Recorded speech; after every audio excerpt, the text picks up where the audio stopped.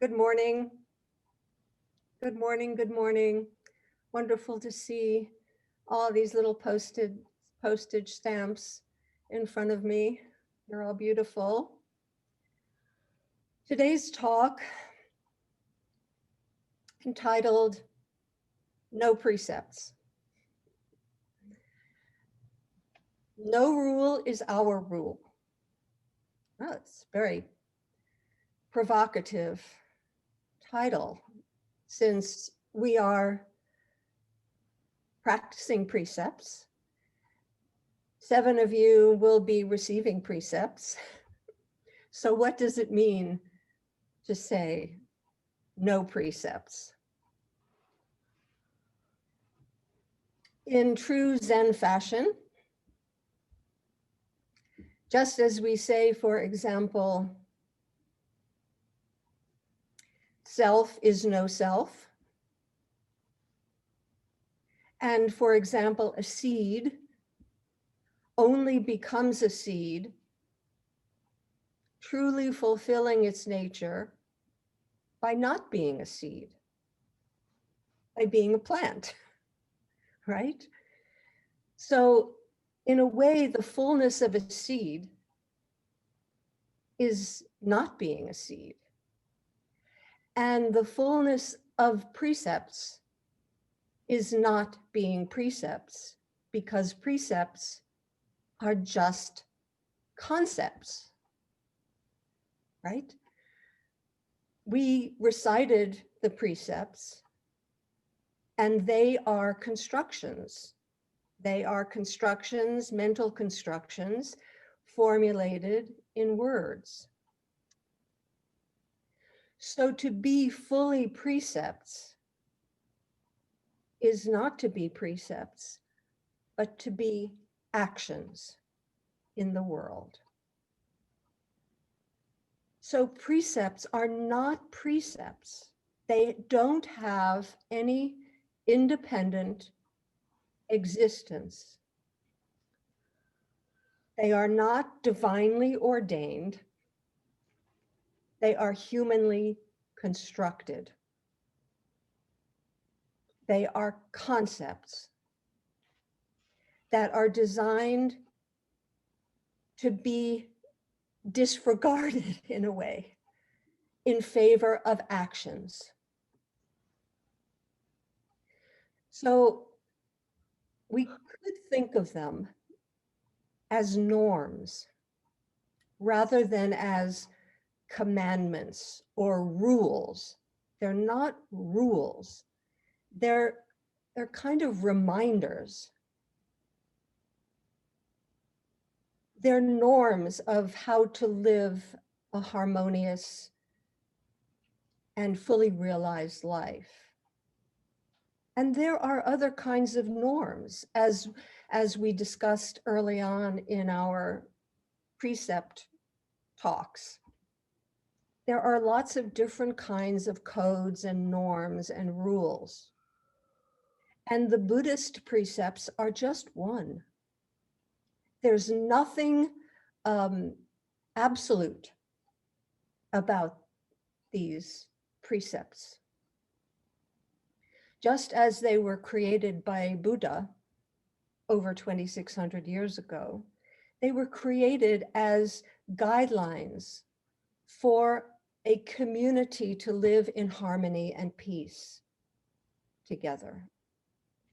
And we see this today, for example,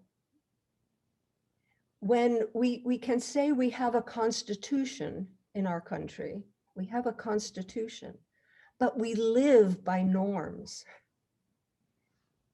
And we can see how fragile those norms are.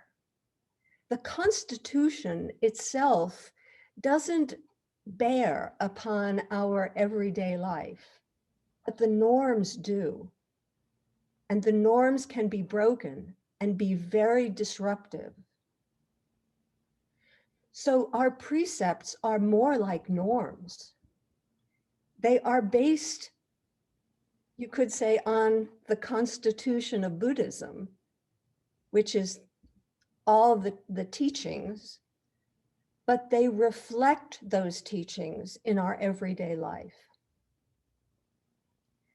Early on in Buddha's Sangha, there were 250 precepts having to do with the daily life of the monastic community. Today, if we were acting in the spirit of that time, one of the precepts would be wear a mask.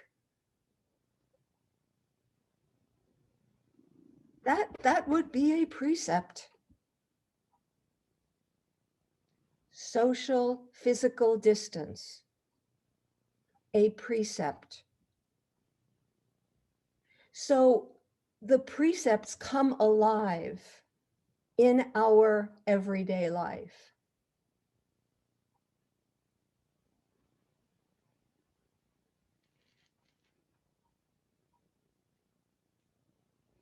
They're actually not that effective in the moment of having to make a decision about what to do.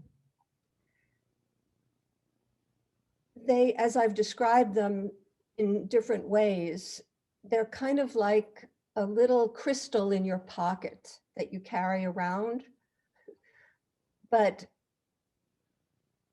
the crystal doesn't really help you in the moment. You have to be totally present to the causes and conditions right in front of you.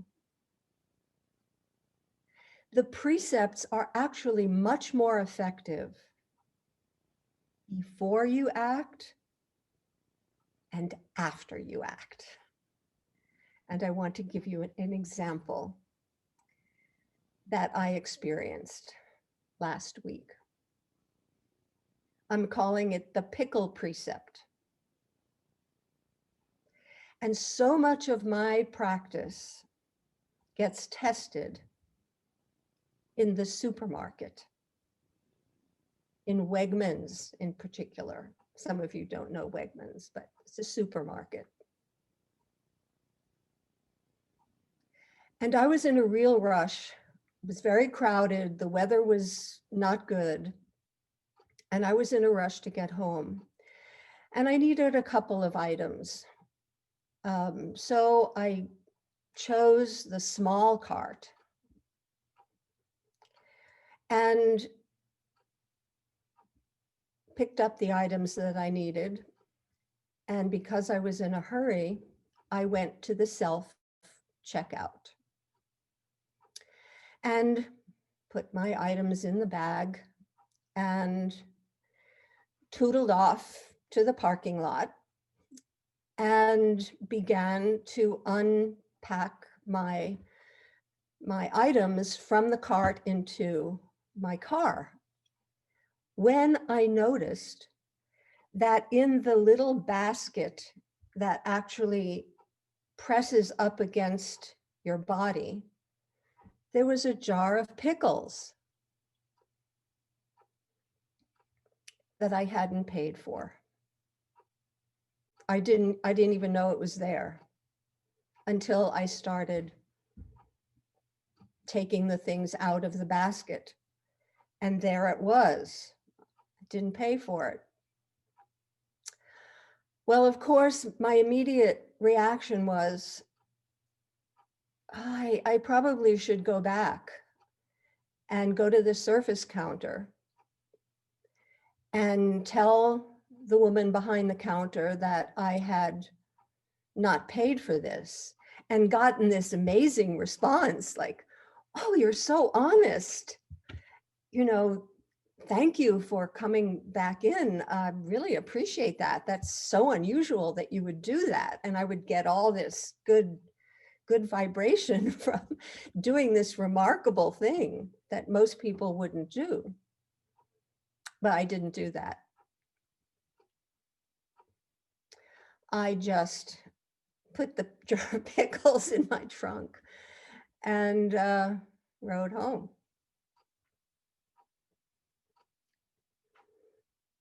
And of course, all the way home, I was thinking, this is not something I should admit to anyone, least of all, Sangha.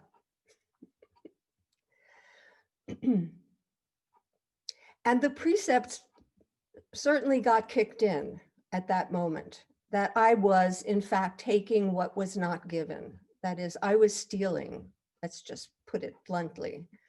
I was stealing something, not deliberately, but nonetheless, when I made the decision not to go back in, then I was stealing. Then I was stealing. So the precept began to take effect at the moment after I acted to put the pickles in my trunk. What I noticed, and this is why I say I'm passing these confessions onto you as teachings, because they're teachings to me. I noticed that there was a moment of blindness when I decided to put the pickles in my trunk. The impulse to take the pickles back and pay for them was there, but then it's sort of like I blanked out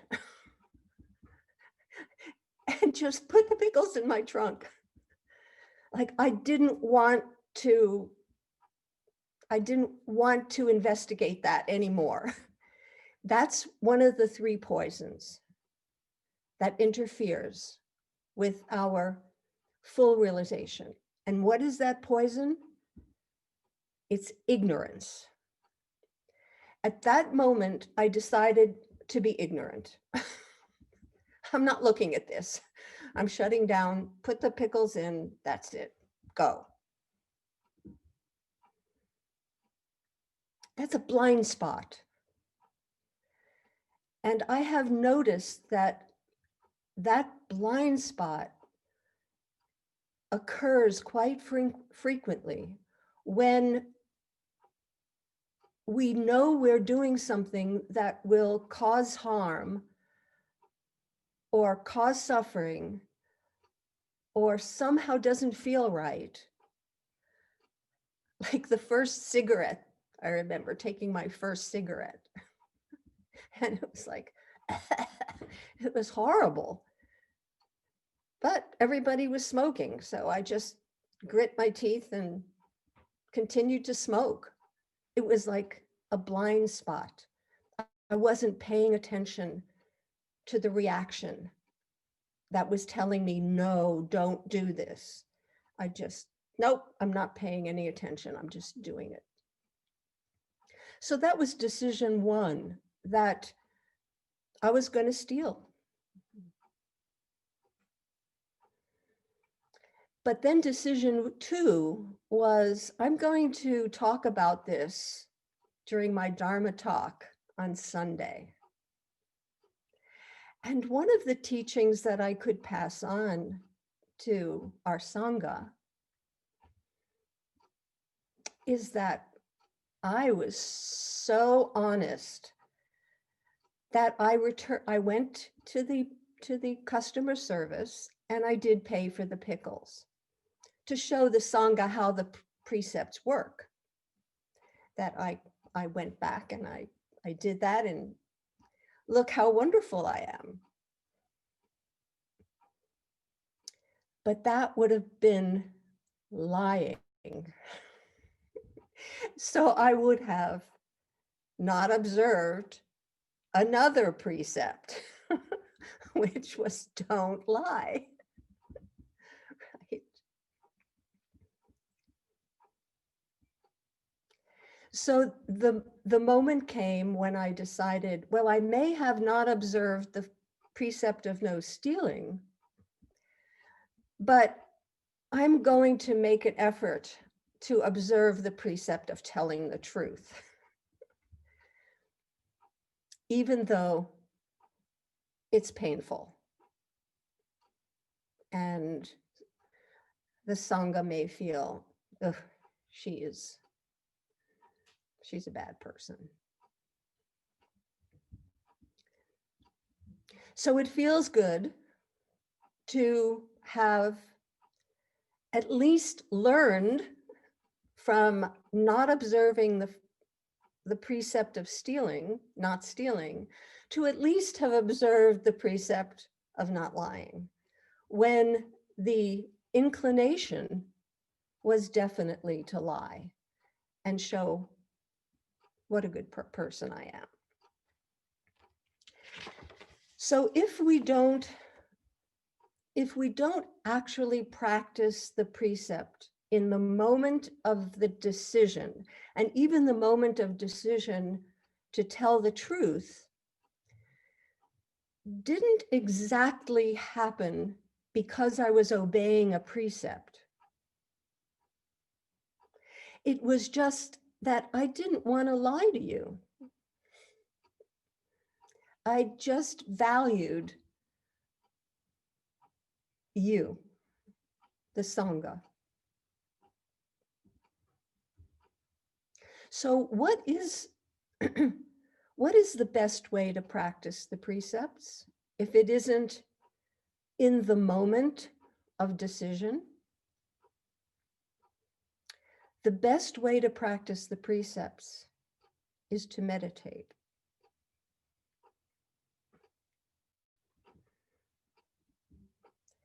The best way to practice the precepts is to do zazen, to practice being in the present moment, to practice being fully attentive, to being with what is, so that you don't blank out and that you can get in touch with what feels truly human and truly right.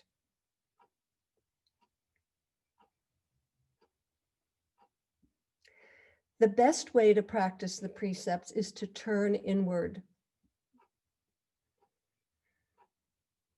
and to come into full presence with yourself and with your circumstances. So I'm very fond of a story that is Carl Jung's, the famous psychiatrist and psychotherapist, Carl Jung. I've told it before, and it's the story of the rainmaker. This is a story that Carl Jung felt was so significant and so important that he instructed everyone who ever gave a lecture on him or on his approach to therapy that they include this story in their talk.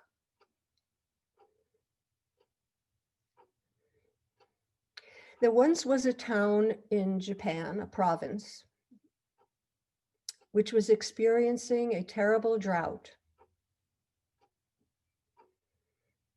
Animals were dying, vegetation was shriveling up, people were starving for lack of rain.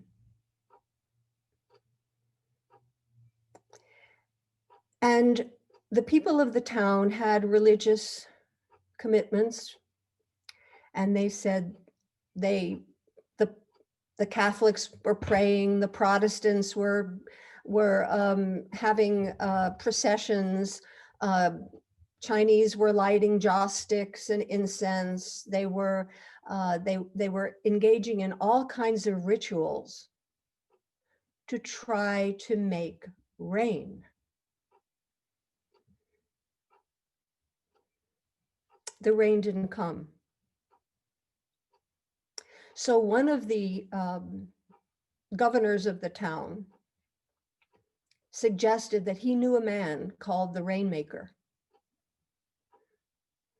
who lived in another province, who is famous for his magical capacity to bring rain.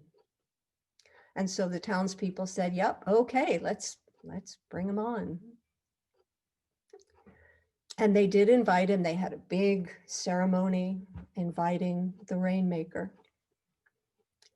And the rainmaker spent a little bit of time assessing the town, talking to the townspeople, and then said, I have one request. What is your request? My request is that you find me a little cottage, not in the town, but right adjacent to the province, a little quiet cottage in the mountains where I can spend a few days. And they said, of course, certainly. And they sent him off to an isolated spot in the mountains where he could be alone in this little cottage. And 3 days passed, and on the 4th day, the rains started falling, nourishing the land, nourishing the plants, the animals. And the people in the town were just ecstatic. And they brought the rainmaker down out of his cottage and wanted to celebrate him and give him all kinds of gifts. And one of the people asked him, this is pretty amazing. How did you do it? And the rainmaker said, I didn't do anything. I didn't make the rain fall. All I did was notice that your province was somehow out of balance. And because I was part of it for a while, I became also feeling out of balance. And I needed to get back into balance. I needed to reconnect with myself. And once I reconnected with myself, everything just seemed to go as it should go. Everything naturally flowed the way it was meant to flow. So all I did was get back in tune. And then everything was just the way it naturally should be. So I was very curious always about why this story was so significant to Carl Jung. And it's becoming more and more clear to me. Why? Because the world follows naturally from your inner life.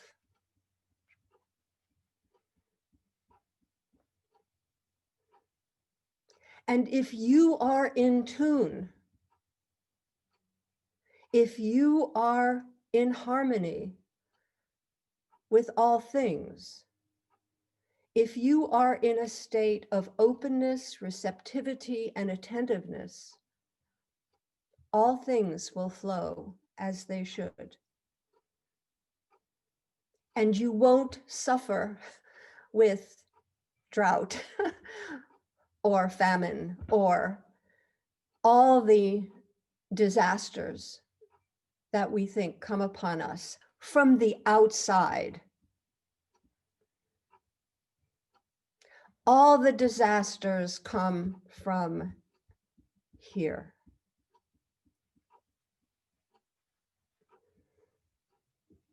That seems a little bit anti-intuitive because we don't have any control over the rain or the snow or the hail or the weather or the things that happen to us in life. But we can return to our inner life and be with all as the natural flow, up and down,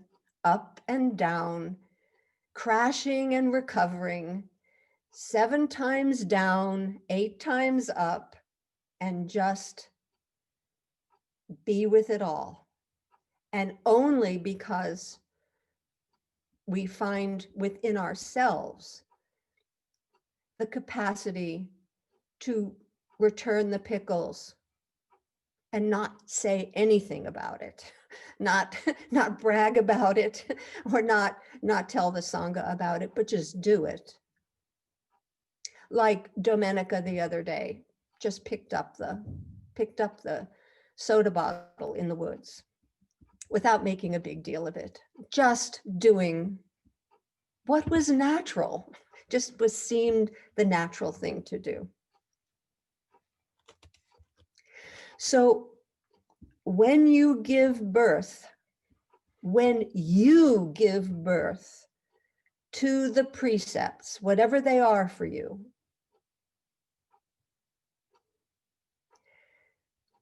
you won't fail to observe them. There won't be any sense of, oh, I did the wrong thing, or whatever happens will be the right thing. If you are giving birth, you are giving birth to your precepts. The precepts only have meaning as they come from you, not as they are imposed from the outside. So let's find our precepts every moment. That's when they function. One of the ways that, for example, Thich Nhat Hanh suggests that we practice with these personal precepts is by creating what he calls these little gathas. And when I practiced at retreats with him, and even at Jikoji, where I practice in California, the place is dotted with these little gathas, these little sayings. Some people use what they call affirmations. Actually, there was a time when on my computer or my telephone, I would actually have not an affirmation, but a negation, and I would have the word no there. You know? But a lot, I mean, for me, that was an affirmation, to be able to say no. But there are these little gathas all over the place. And I created my own, which you can post. You can create your own. There are hundreds of them if you go online, and you can find all these gathas. So breathing in, I open the can of cat food. Breathing out, I discover the smell of fish.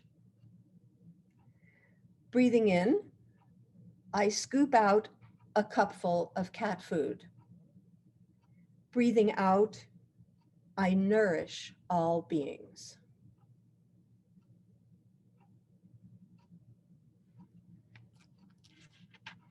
This is one from Thich Nhat Hanh. I mean, you don't have to actually write these out, but it is helpful. Brushing my teeth and rinsing my mouth, I vow to speak purely and lovingly. When my mouth is fragrant with right speech, a flower blossoms in the garden of my heart.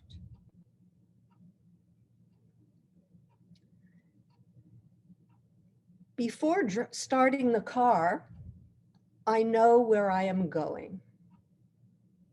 The car and I are one. If the car goes fast, I go fast. If I go fast, I miss seeing each thing. Now, this can be done for, like I did one, not in words, but I was cutting a pineapple up for my smoothie. And I realized that I hate cutting up a whole pineapple. Shouldn't use the word hate, but it really irritates me. I just want to get it over with because it's just an irritating process. And I realized that I was just cutting and cutting and cutting and not just wanting to get through with it. And I thought to myself, is cutting a pineapple unworthy of my attention?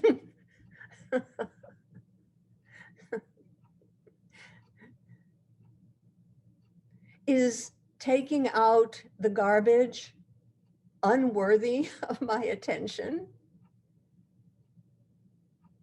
Is anything I do unworthy of my attention?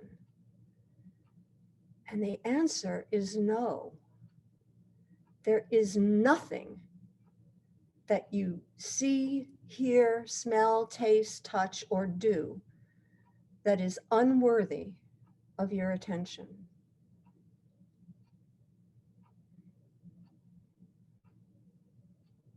This is the basis for the precepts. When you pay attention, you will know what is the skillful thing to do and what isn't. If you pay attention. And that's what our practice is about. When you pay attention, you'll see deeply and you'll know what to do. And if things don't work out and you create suffering, pay attention again. And again, and again. So thank you for your attention.